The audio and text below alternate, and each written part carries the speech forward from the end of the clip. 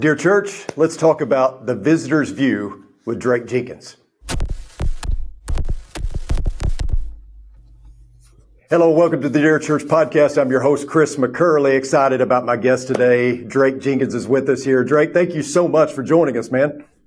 Oh, man, I'm so honored. And I know that you don't want me to do this necessarily, but I followed you for years, Chris. I view you from a distance. I'm so thankful for you and for your work in Texas. Now your work in Tennessee. And I'll tell your guests, we don't know each other, but I'm so blessed to know what you do and know the material that you put out. It's helping me for sure. Oh, well, you're so kind, and I appreciate you so much taking time out to be with us. You're right. We know each other, but we've never really officially, sat down and talked. And so I'm hoping that'll change now that I'm here in Tennessee. I got here, and I guess you got the message and left Ashland City, or else we would have been pretty close there. Yeah, I was encouraged that you were coming to town. I need to skip town. So I got you. I understand that totally. Hey, tell us a little bit before we go forward. Tell us a little bit about yourself, your family, how things are going for you.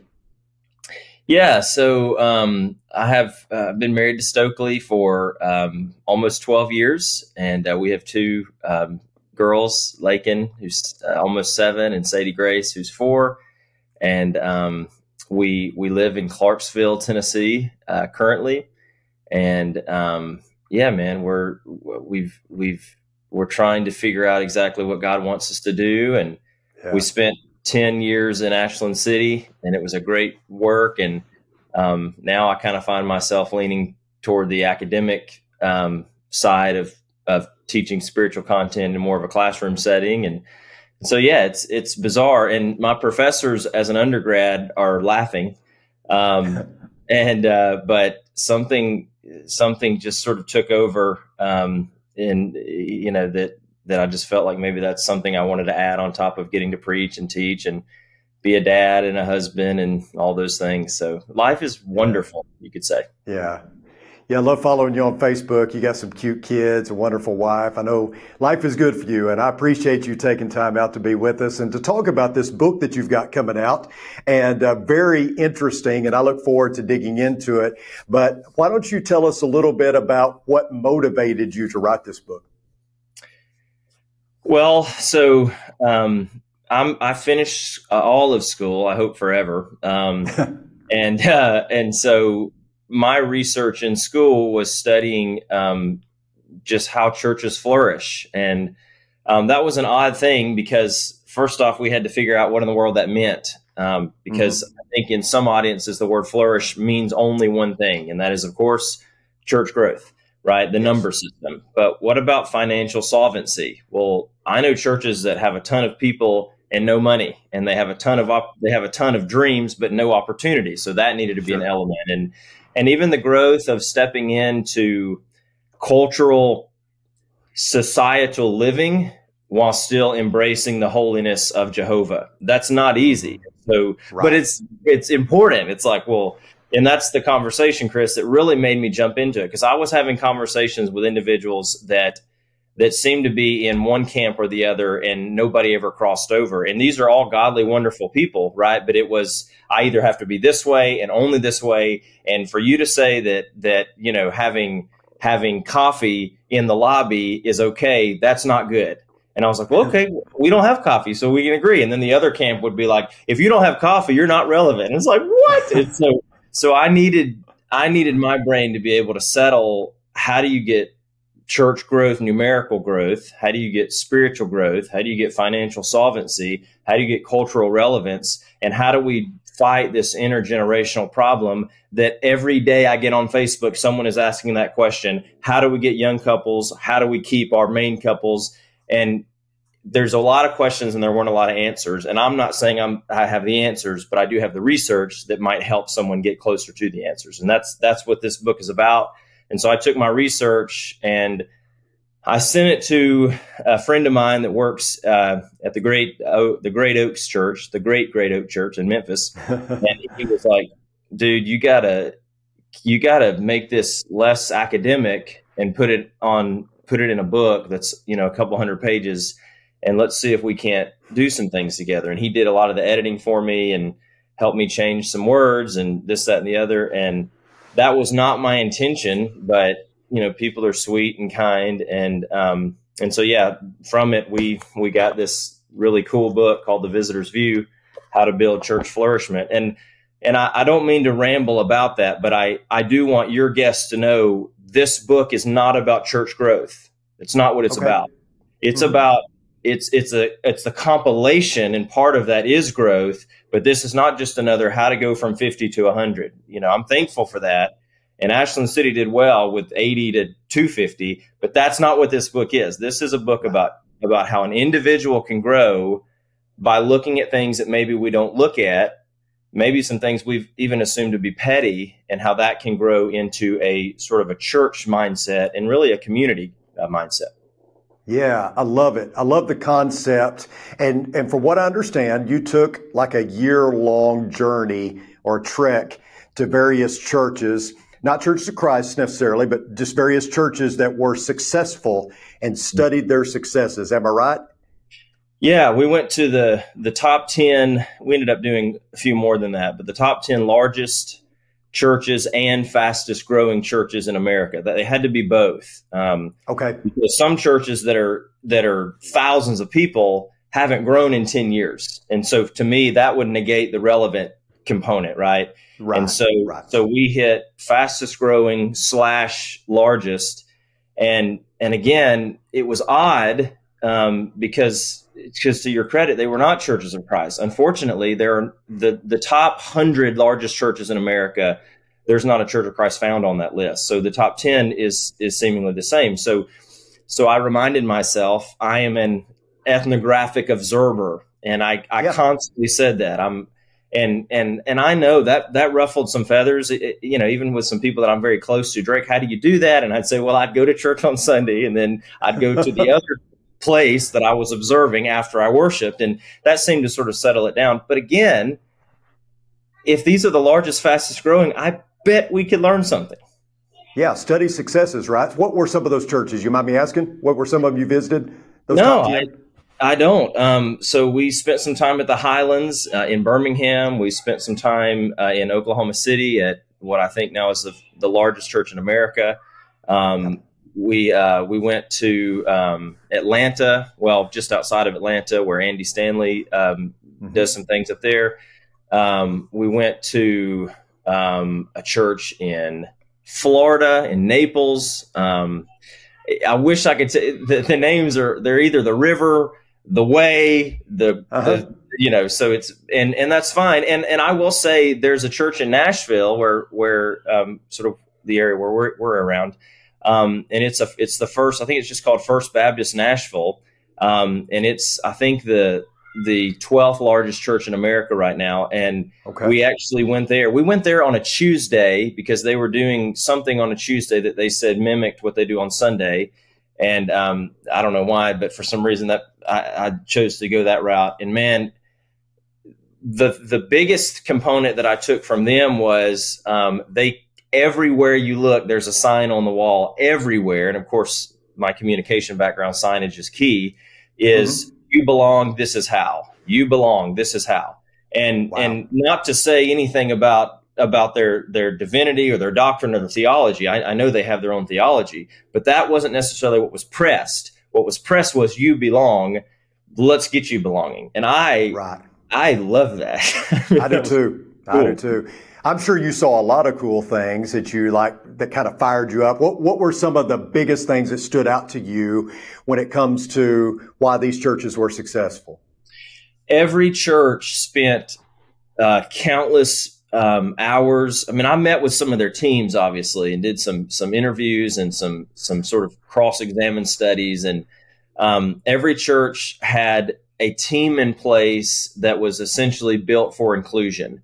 And so what these churches, at least that I examined, their goal was 85, which is unique if you've ever worked for a church. 85% of their members are doing something in a ministry. 85%. Okay. Again, some of these churches are 30,000 people. Okay. So that doesn't just happen because everyone's tickled. It's intentional. And so, man, they would do everything. One of the things that I saw in almost at least half of these is in their coffee lounge areas. The name, it has a different name, but they had 3 or 4 of them had some of their special needs members running that coffee shop. And again, it was all free and etc. But if people wanted to donate, they took all the donations and they gave them to missions, which was just another ministry. And so they gave people often that are overlooked, if I may, or churches sometimes work to find a place where they're not with everybody else, and they put them in the front of everybody and said, you have a goal, you have a purpose, you're different, and that's why you're special. Come do this. And I was able to interview some of these people, and even some of those, there was a boy named John that I talked to, and he said, I said, why are you here? Because that's always my question. Why are you here? And what I assumed, because of my background, is, well, because it's that you should be here, because this is a church that follows doctrine, and hear Matthew 17:5, believe John 8:24, repent Luke 13:3, confess Matthew 10:32, be baptized Acts 2:38, live faithfully Revelation 2, and we do those things, and that's why I'm here. That wasn't the answer. And I'm not saying they're not biblical, but their answer was because they told me I had a place. Wow. They didn't try to put me in the back room. They put me in the front.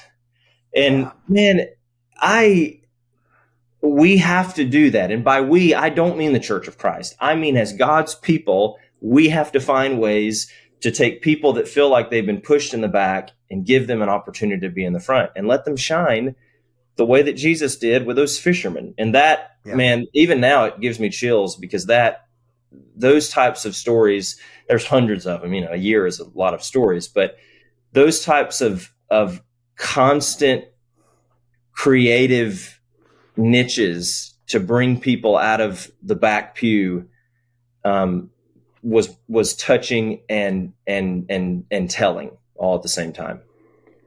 Yeah, I get myself into trouble sometimes, and I guess that's okay. I didn't grow up in churches of Christ, and so when I came and was involved in the church and doing things and learning kind of the ropes, I found that there is a lot of traditionalism. And I feel like my assessment anyway has been that, with these churches that are growing fast and that seem to be including a lot of people and bringing a lot of people in, one of the things that you notice is, they're not focused on the things that we tend to default to a lot of times. We may still have churches that are arguing over whether you should wear a tie on Sunday mornings or whether you should clap after a baptism. And these churches, they're not worried about those things. Did you notice that, we might shoot ourselves in the foot or hinder ourselves because we're kind of focused on the wrong things and things that just really don't matter in the end, where these folks are actually focused on some things that, like you said, including and bringing people from the back to the front and all that. I mean, did you notice things like that? Yeah. I will say every time I had a thought like I don't see this, or I've never seen this, I tried to be very individualistic so as to not put any congregation that I've been attached to, or even religion, like an overall blanket. They don't do this, right? Because I don't want to do this, because I know, I spent several years in Louisville, and that is one of the most loving, embracing, fine people ministry churches I've ever been to. Sure. I spent time in Humboldt, Tennessee years ago as a student. And I mean, as the preacher, they're the college guy that rolled up in Sundays. I could have gone weeks and not talked to anybody. So I know that there's no religion that's exactly the same. And I don't ever want to say put box, around A, B, or C. And I'm certainly not a spokesperson for any particular church or religion. But what I noticed, Chris, was,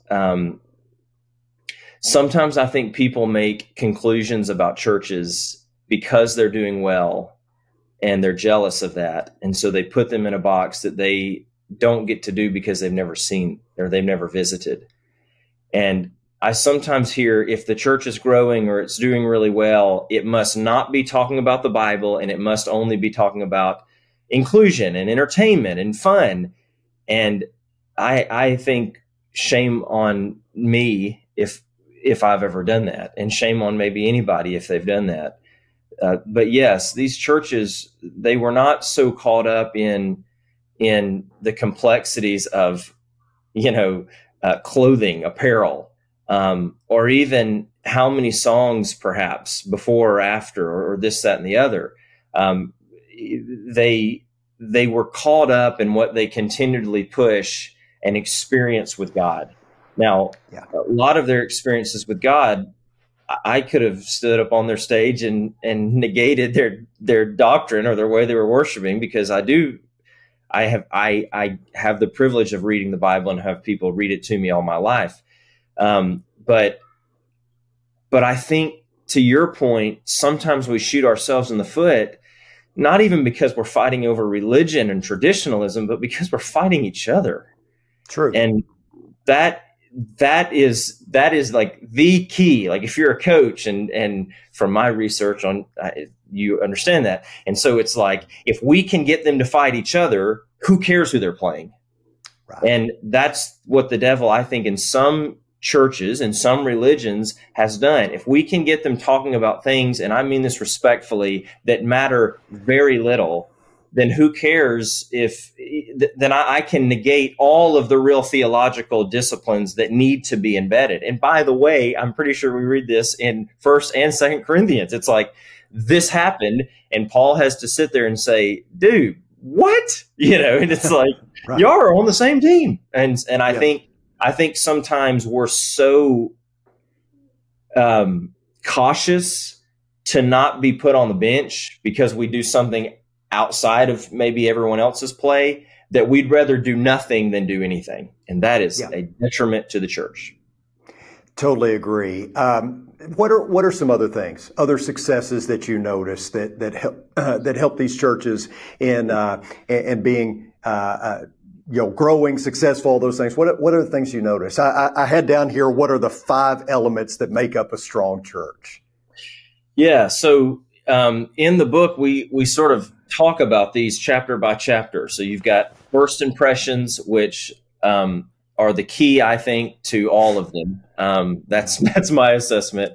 And, I like to talk about that briefly. And then inclusion, we've spent some time. Inclusion and investing is the same sort of idea, that if you can, first you get them included and then you constantly pour into them. That's seemingly pragmatic, but it's worth it. Aesthetics will be some of people's least favorite chapter, but if you look at the research, it's insane how much that matters.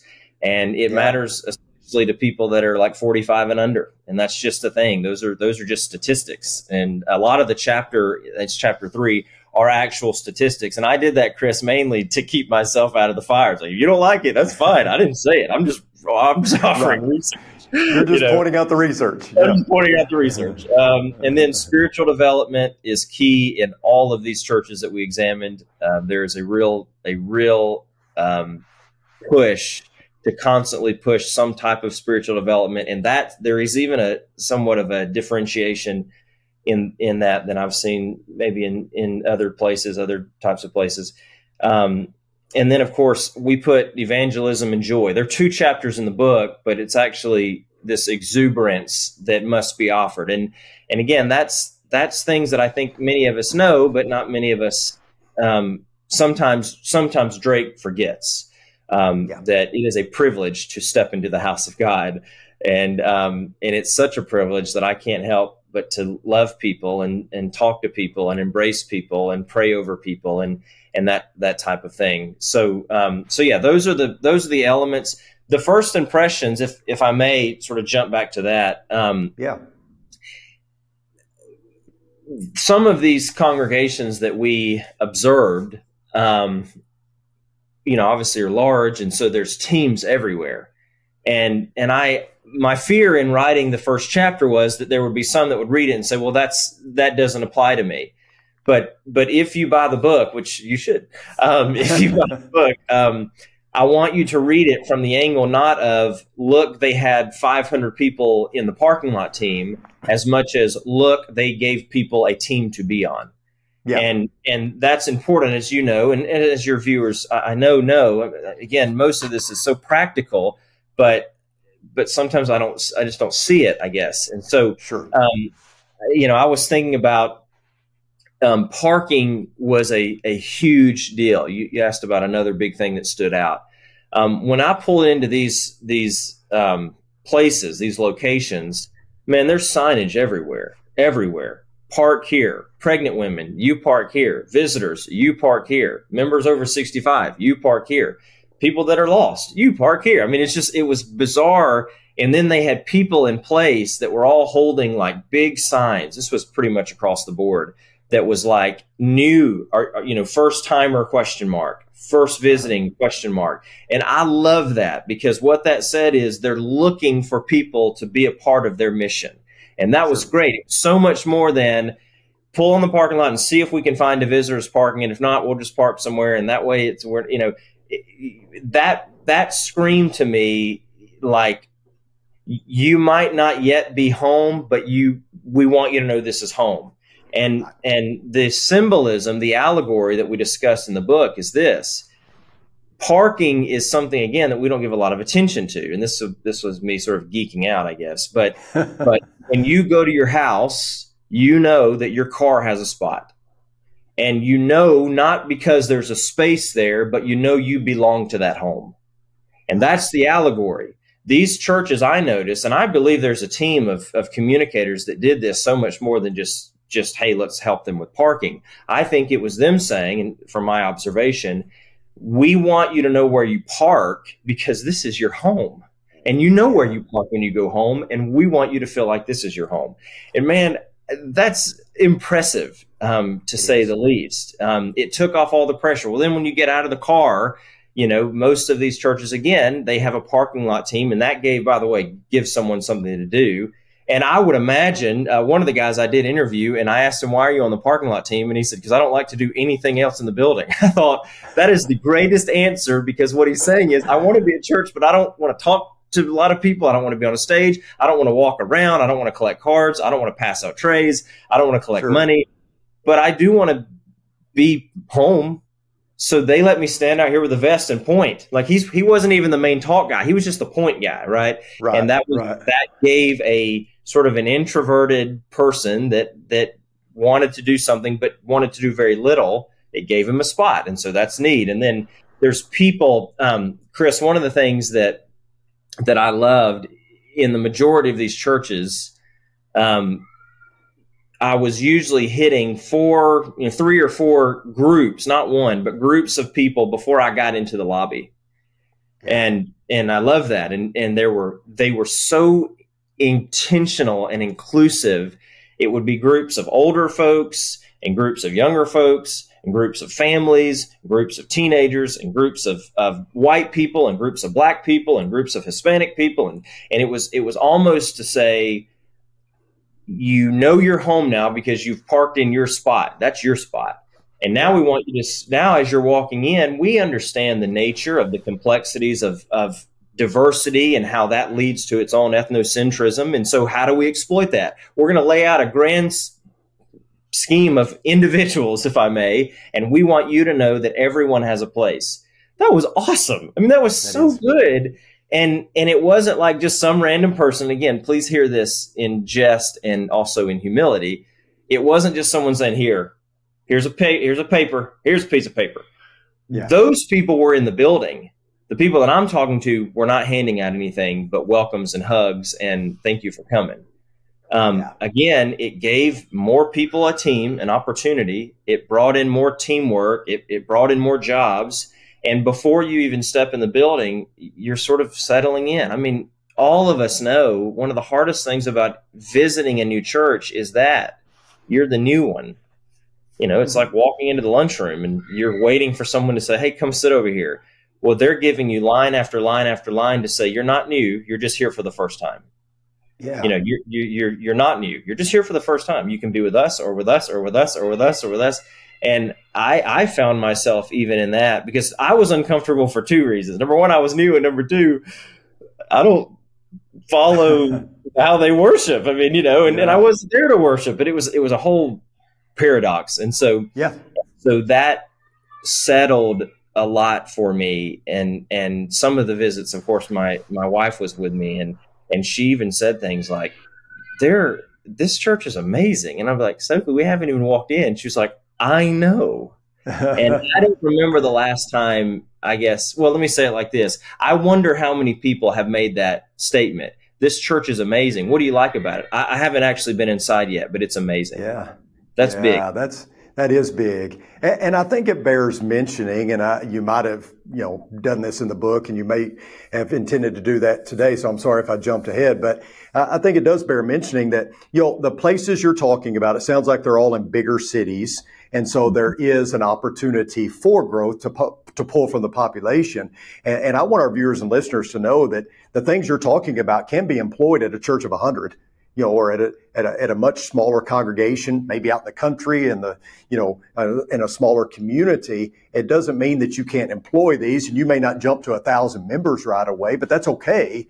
It's just, these are good things that you're talking about that all of us can learn from. And it's not just about numbers, right? I mean, you alluded to that in the beginning. Is, in churches, we want to quantify everything. I mean, we like to count, and there's more to it than that, right? It's more than just bodies in the pews. Yes, sir.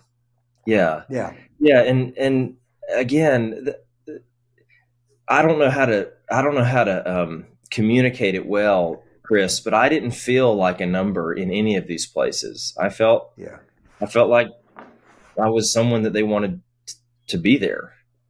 And I sometimes I don't know how to do that.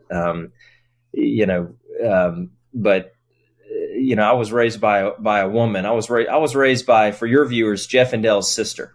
Okay. And so, they for different reasons, mom raised us just as a single parent.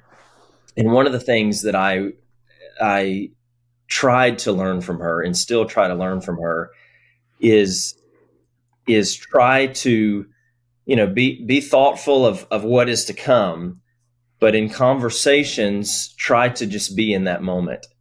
And I think sometimes church leaders are so 3 or 4 steps ahead. Well, there's that family. Well, they look good. Well, they have kids. If we can get them there in 5 years, they can be a deacon. And it's just like, boom, do.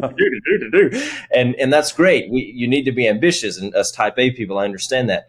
But sometimes in those meetings, it was just like, hey, I know I haven't met you, but I'm glad you're here. Could I pray for you right out here on the parking lot? And it's like, yeah, sure. Thank you. You don't want me to give money first? It's like, no, we just want to pray for you. That was touching and again, telling, and that's important. And like you said, you don't need 1,000 people to do that. You need one person to do that. Yeah, I love that. Man, Drake, thank you so much for joining us today. This has been very insightful, very helpful to me. I know it will be to our viewers and our listeners. And I want to tell all those who have tuned in that if you have a question specifically for Drake, you can email me at chris.mccurley@rippleoflight.com. We'll forward it to Drake, and I'm certain he would be more than willing to answer any question you might have. Drake, before we let you go, tell us how to get a hold of the book. Yeah, so you can get it on Amazon, and it looks just like this on Amazon. And so just type in The Visitor's View and my name, and it'll pop up. Or you can reach out to me personally. You can DM me on Instagram or message me on Facebook, and then I'll if you do that, I'll send it to you directly from my house for half the price. And so that would be good. And we just got a new shipment in, so we're ready to go. Fantastic. Hey, thank you so much, buddy. I love you. Appreciate you so much. Thank you. Love you too, Chris. Bye. Yeah. Thank everyone for tuning in. Until next time, may the Lord bless you and keep you. Sincerely, Chris.